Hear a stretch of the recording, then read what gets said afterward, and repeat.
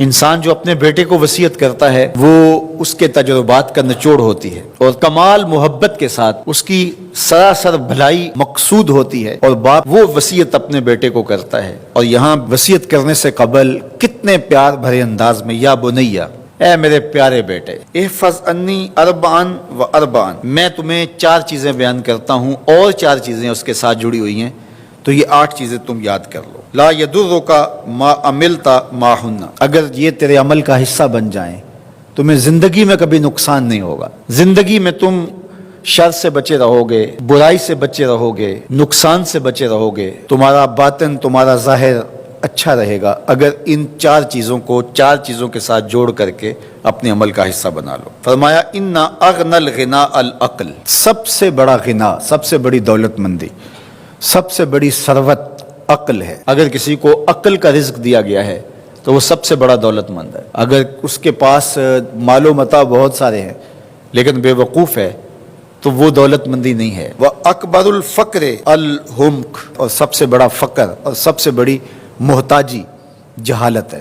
سب سے بڑی دولت مندی عقل ہے، اور سب سے بڑی غربت، سب سے بڑی غریبی اور سب سے بڑا فقر اور محتاجی بے وقوفی ہے۔ وَأَوْحَشَ الْوَحْشَةُ الْعُجْبُ، اور سب سے بڑی وحشت تنہائی عجب ہے، خود پسندی ہے، اپنے آپ کو دیکھنا کہ میں بہت کچھ ہوں۔ جو شخص اپنے آپ کو دیکھتا رہتا ہے اور وقت اپنے آپ کو ہی لوگوں کے سامنے پیش کرتا رہتا ہے بنا سنوار کے، وہ تنہا ہو جاتا ہے۔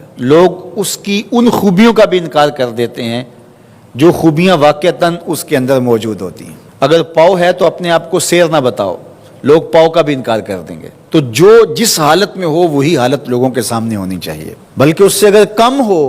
شیخ سعدی نے ایک بڑی خوبصورت بات لکھی کہ تم برے ہو لوگ تجھے نیک سمجھیں یہ بری بات ہے، لیکن تم نیک ہو اور لوگ تجھے برا سمجھیں تو کوئی فرق نہیں پڑتا، تم اللہ کی نظر میں نیک ہو۔ اس لیے تم اگر سیر ہو اور لوگ تمہیں پاؤ سمجھے تو کوئی فرق نہیں پڑتا، لیکن اگر تم اپنے آپ کو پیش کر رہے ہو تو لوگ تمہاری اس حیثیت کا بھی انکار کر دیں گے جو تمہیں حاصل ہے۔ وَأَكْرَمُ الْحَسَبِ حُسْنُ الْخُلُقِ، سب سے اچھا جو حسب و نسب ہے وہ کیا ہے؟ میں فلاں ہوتا ہوں، میں فلاں ہوتا ہوں، میں فلاں کا بیٹا ہوں، فلاں قبیلے سے میرا تعلق ہے، میرا باپ بڑا امیر کبیر تھا۔ اپنا حسب نامہ اس طرح لوگ پیش کرتے ہیں، مجھے جانتے ہو کہ میں فلاں ابن فلاں ہوں۔ سیدنا علی المرتضیٰ فرماتے ہیں بہترین جو حسب ہے جو آپ پیش کرتے ہیں وہ کیا ہے؟ حسن الخلق، تمہارے اخلاق کیسے ہیں، تمہارا خلق گواہی دے گا کہ تم اچھے خاندان کے چشم و چراغ۔ مشکاست کے خود ببوئت نہ کہ عطار بگوئت۔ فارسی کا ایک مقولہ ہے کہ خوشبو وہ ہوتی ہے جو خود بتائے کہ میں خوشبو ہوں۔ خوشبو بیچنے والا بتاتا پھر ذرا سونگ کے دیکھیے یہ بڑی اچھی خوشبو ہے، ذرا سونگیے، کہا یہ بتانے کی ضرورت نہیں۔ حضرت علی المرتضیٰ فرماتے ہیں تمہارے خلق کی خوشبو سے لوگ سمجھ جائیں گے یہ کون ہے، تمہارے اخلاق اتنے اچھے ہوں کہ لوگ پہچان جائیں تم کون ہے۔ تو بہترین حسب و نسب کیا ہے؟ اپنے بیٹے حضرت امام حسن رضی اللہ تعالیٰ عنہ کو بتا رہے ہیں، مجھے بتائیے امام حسن سے بہتر نسب اور حسب کس کا ہو سکتا ہے؟ رسول اللہ کی بیٹی کے بیٹے، امام الاولیاء کے فرزند ہیں، رسول اللہ کے نواسے ہیں، بنو ہاشم کے چشم و چراغ ہیں۔ تو انہیں یہ نہیں کہا کہ تم یہ بتاتے پھرنا، بلکہ کہا کہ تمہارا خلق گواہی دے کہ میں محمد کا نواسا ہوں، تمہارے اخلاق گواہی دے کہ میں نے فاطمہ کا دودھ پیا ہے، تمہارا کردار گواہی دے، تمہاری شجاعت گواہی دے کہ تم علی کے فرزند ارجمند ہو۔ اللہ اکبر۔ پھر حضرت علی المرتضیٰ رضی اللہ تعالیٰ عنہ ان چیزوں کو بیان کرنے کے بعد فرماتے ہیں یا بنیا، اے میرے بیٹے، ایاک والمصادقہ الاحمق، بے وقوف شخص کی دوستی سے ہمیشہ بچنا۔ فإنہ یرید ان ینفعک فیضرک، وہ دل سے چاہے کہ تمہیں نفع پہنچائے لیکن اپنی جہالت کی وجہ سے، اپنی بے وقوفی کی وجہ سے تمہیں نفع نہیں پہنچا سکے گا، تمہیں نقصان پہنچا دے گا۔ کہا جاتا ہے کہ بے وقوف دوست سے دانا دشمن اچھا ہے، تو وہ اسی قول کا مفہوم ہے۔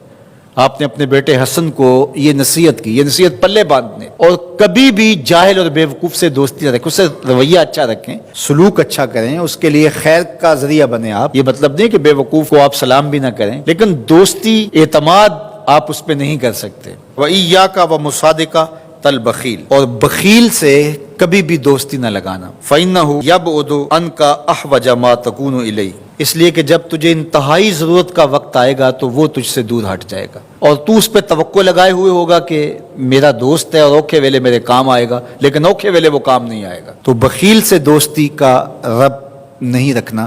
وَإِيَّاكَ وَمُصَادَقَةَ الْفَاجِرِ، بدکار شخص سے کبھی دوستی نہ رکھ، برے شخص سے کبھی دوستی کا رشتہ نہ جوڑنا۔ فَإِنَّهُ يَبِيعُكَ بِالطَّافَةِ، جو فاسق و فاجر ہے، برا شخص ہے، بدکار ہے، اس سے دوستی نہ رکھنا، اس لیے کہ وہ بہت تھوڑی قیمت میں تجھے بیچ دے گا۔ اور آخری بات، وَإِيَّاكَ وَمُصَادَقَةَ الْكَذَّابِ، جھوٹے آدمیوں سے کبھی دوست نہیں رکھنا۔ فَإِنَّهُ كَالسَّرَابِ يُقَرِّبُ عَلَيْكَ الْبَعِيدَ وَيُبْعِدُ عَلَيْكَ الْقَرِيبَ، وہ بعید کو تجھے قریب دکھائے گا، قریب کو تجھے بعید دکھائے گا۔ جو چیز قریب ہوتی ہے، جو سراب ہوتا ہے تو دور سے پانی دکھائی دیتا ہے، لیکن جب قریب جا کے دیکھتے ہیں تو سراب ہوتا ہے، پانی نہیں ہوتا۔